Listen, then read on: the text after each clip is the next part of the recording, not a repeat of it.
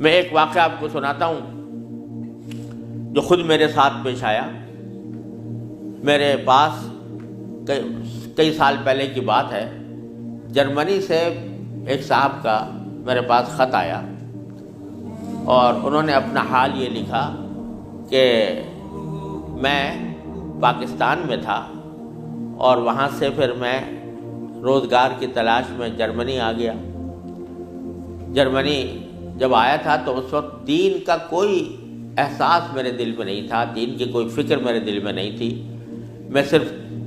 دنیا کمانے کے لیے یہاں پر آ گیا تھا، تو نہ اپنے دین کی کچھ خبر تھی، نہ معلومات تھی، نہ اس پر عمل تھا.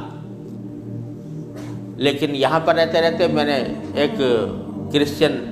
لڑکی سے میرے تعلقات ہو گئے اور پھر میں نے اسے شادی کر لی. شادی کے بعد بھی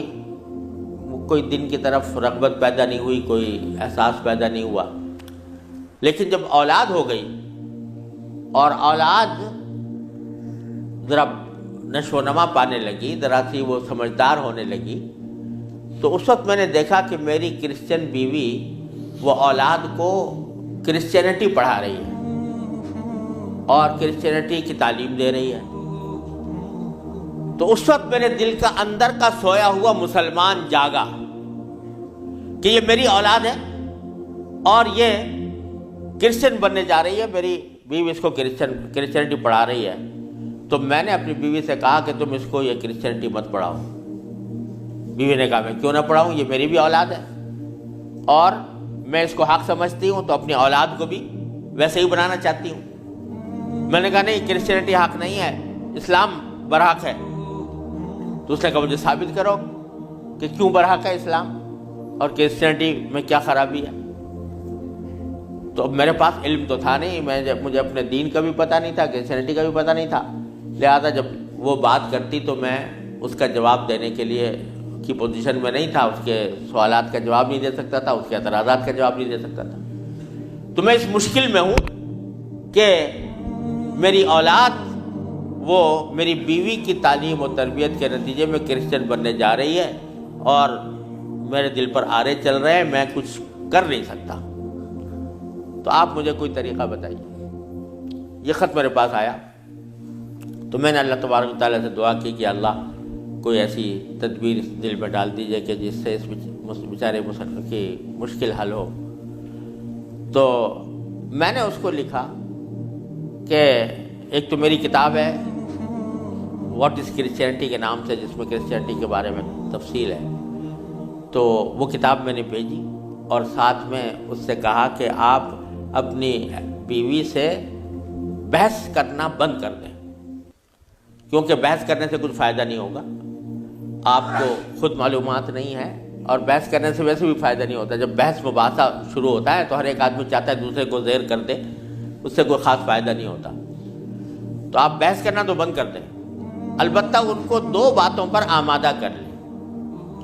ایک بات تو یہ کہ اس سے یہ کہیں کہ بھئی خدا کو تم بھی مانتی ہو اور میں بھی مانتا ہوں، اور یہ بھی مانتی ہو کہ خدا سے دعا کی جاتی ہے. تو آؤ ہم دونوں بیٹھ کر یہ دعا کریں، اکٹھے بیٹھ کر یہ دعا کریں کہ یا اللہ اگر اسلام برحق ہے تو ہمارا سینہ اسلام کے لیے کھول دیجئے،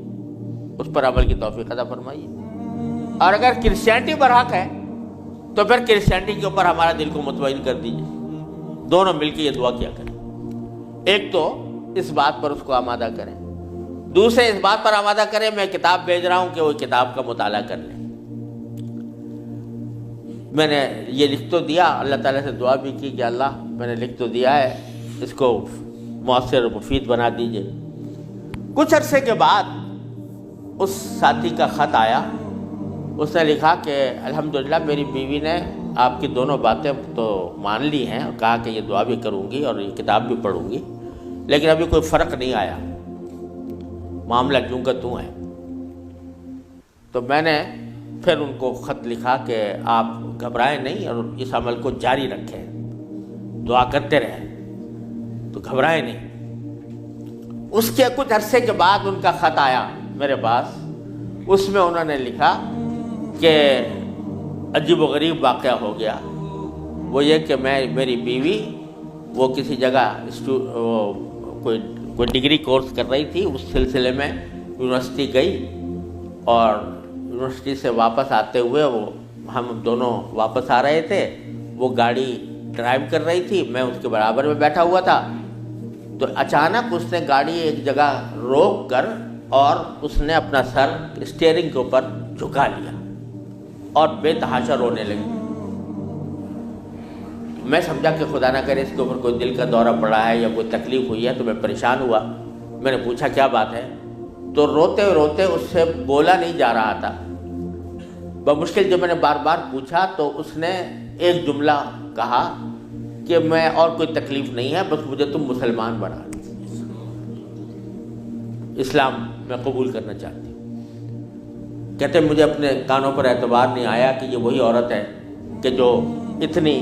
شدت کے ساتھ مجھ سے بحث کیا کرتی تھی، اور اب یہ کری کہ میں نے کیا کہا، تو بار بار میں نے اس سے پوچھا تو اس نے کہا کہ نہیں، میں سچ کہہ رہی ہوں کہ مجھے مسلمان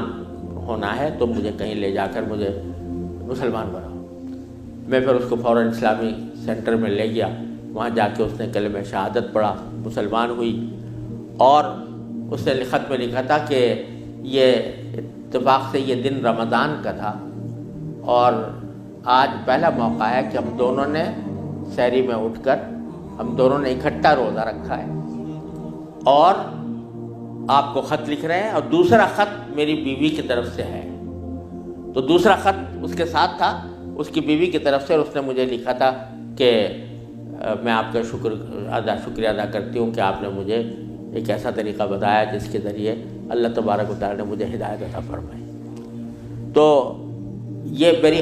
میرے خود اپنے ساتھ پیش آیا ہوا واقعہ ہے۔ اللہ تعالیٰ سے اگر ہدایت مانگی جاتی ہے وہ دعا رد نہیں ہوتی۔ یعنی بہت سی دعائیں جو ہم دنیا کے لیے مانگتے ہیں کہ یا اللہ ہمارا روزگار لگ جائے، ہماری دولت میں اضافہ ہو جائے، اس میں ضروری نہیں کہ اللہ تبارک و تعالیٰ وہی چیز دے دیں جو آپ نے مانگی ہے، اس لیے کہ بعض اوقات اللہ تعالیٰ کے علم میں ہوتا ہے کہ یہ چیز اس کو دیں گے تو اس کے لیے نقصان دہ ہوگی، کوئی اور چیز دے دیتے ہیں، اس سے اچھی چیز دے دیتے ہیں۔ بعض مرتبہ آدمی مانگتا ہے کہ مجھے میری دولت میں اضافہ ہو جائے، لیکن اللہ تعالیٰ جانتے ہیں کہ اس کی دولت میں اضافہ ہوگا تو پتہ نہیں یہ کس وادی میں جا کے گرے گا، لہذا وہ نہیں دیتے اس کو، لیکن دعا کا ثواب اس کو دے دیتے ہیں۔ اسی طریقے سے بعض اوقات دنیا کے بارے میں اگر یہ ہو کہ بھئی اللہ میاں مجھے محسن فرض کرو کہ بیمار ہے تو شفا مل جائے، تو بیماری کے اندر بعض اوقات اللہ تعالیٰ جانتے ہیں کہ اس کا بیمار رہنا ہی اس کے حق میں زیادہ فائدہ مند ہے، تو وہ بعینی ہی وہ چیز نہیں دیتے لیکن اس سے اچھی چیز عطا فرما دیتے ہیں۔ یہ اللہ تبارک و تعالیٰ کی سنت ہے دنیاوی چیزوں کے بارے میں۔ لیکن اگر کوئی ہدایت مانگے سچے دل سے، یا اللہ مجھے ہدایت دے دے، یا اللہ مجھے سیدھے راستے پر چلنے کی توفیق دے دے، یا اللہ میری اولاد کو سیدھے راستے پر چلنے کی توفیق دے دے، تو یہ دعا رد نہیں ہوتی، اور یہ دعا ضرور قبول ہوتی ہے بشرطے کہ مانگنے والا ہو، سچے دل سے مانگے، خشوع کے ساتھ مانگے، اللہ تعالیٰ سے مانگنے کے انداز میں مانگے، تو اللہ تبارک و تعالیٰ وہ دعا رد نہیں فرماتے۔ بلکہ میرے شیخ حضرت عارفی رحمۃ اللہ علیہ فرمایا کرتے تھے کہ اپنے اللہ میاں سے جب کوئی مانگو تو مچل کر مانگا کرو، یعنی اپنے اللہ میاں سے باتیں کیا کرو، کہہ دیا کرو یا اللہ یا تو مجھے ہدایت دے دیجئے ورنہ آخرت میں مجھ سے مواخذہ نہ فرمائیے گا، یا تو مجھے ہدایت دے دیجئے، گناہوں سے بچا لیجئے، اپنی نافرمانیوں سے بچا لیجئے، یا پھر آخرت میں میری گرفت نہ فرمائیے گا۔ تو بندہ جب اس طرح مانگتا ہے تو اللہ تبارک و تعالیٰ ضرور عطا فرماتا ہے، ہدایت ملتی ہے، اور ساتھ ساتھ یہ کہ وہاں پر آپ کے لیے ایک عذر ہو جاتا ہے کہ یا اللہ میں نے تو آپ سے مانگا تھا اور کہا تھا کہ مجھے ہدایت دے دیجئے، میرے گناہ چھڑوا دیجئے مثلا۔ تو آدمی اپنی سی کوشش کرے اور باقی کام کے لیے دعا کرے، صرف دعا بھی کافی نہیں ہوتی، اپنی سی کوشش بھی ضروری ہے۔ جیسے میں نے وہ یہ مثال دی تھی تو میں نے ساتھ میں اس کو کتاب بھی دی تھی، ایسا نہیں کہ صرف دعا ہی پر اکتفا کرے بلکہ تھوڑا سا طلب اس کے اندر پیدا ہو، کہ طلب بھی ہو اور اس طلب کے لیے کوئی عملی اقدام اپنا سا کرے، اس کے بعد اللہ تعالیٰ سے مانگے تو اللہ تعالیٰ رد نہیں فرماتے۔ حضرت مولانا رومی رحمۃ اللہ علیہ فرماتے ہیں، مثنوی والے مولانا رومی فرماتے ہیں کہ دیکھو حضرت یوسف علیہ السلام کا واقعہ دیکھو کہ ان کو جب زلیخا نے ورغلایا، گناہ کے اوپر آمادہ کرنے کی کوشش کی، تو قرآن کریم میں ہے کہ اس سے پہلے اس نے سارے دروازوں پر تالے ڈال دیے تھے، غلقت الابواب، سارے دروازوں پر تالے ڈال دیے تھے، اور پھر حضرت یوسف علیہ السلام کو بہکایا، ورغلایا۔ تو حضرت یوسف علیہ السلام آنکھوں سے دیکھ رہے تھے کہ سامنے دروازوں پر تالے پڑے ہوئے ہیں، نکلنے کا راستہ نہیں ہے، لیکن انہوں نے یہ سوچا کہ میرے بس میں اتنا ہے کہ دروازے تک چلا جاؤں، بھاگ گئے، تو بھاگ گئے، دروازے تک پہنچ گئے، اور وہاں جا کے مانگا اللہ تعالیٰ سے کہ یا اللہ یہاں تک پہنچنا تو میرا کام تھا، آگے دروازے سے باہر نکالنا اور اس گناہ سے مجھے بچانا آپ کا کام ہے۔ تو نتیجہ یہ ہوا کہ دروازے کے تالے ٹوٹ گئے اور داخل۔ تو مولانا رومی فرماتے ہیں کہ گرچہ رکھنا نیست عالم را پدید، خیرہ یوسف وار می باید دوید، اگرچہ تمہیں اس دنیا کے اندر تمہیں کوئی راستہ نظر نہیں آ رہا، گناہوں سے بچنے کا، اللہ تبارک و تعالیٰ کی نافرمانی سے بچنے کا ماحول ایسا ہے، اس سے نکلنے کا راستہ نظر نہیں آیا، لیکن خیرہ یوسف وار می باید دوید، جس طرح یوسف علیہ السلام دروازے اپنے حد تک جتنا کر سکتے تھے اس کے لیے دروازے تک دوڑ گئے، اس طرح تم بھی دوڑ جاؤ اور پھر اللہ تبارک و تعالیٰ سے مانگو، تو اللہ تبارک و تعالیٰ انشاءاللہ رد نہیں فرمائیں گے۔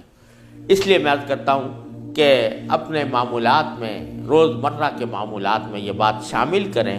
کہ رات کو سونے سے پہلے اللہ تبارک و تعالیٰ کی بارگاہ میں اپنی بھی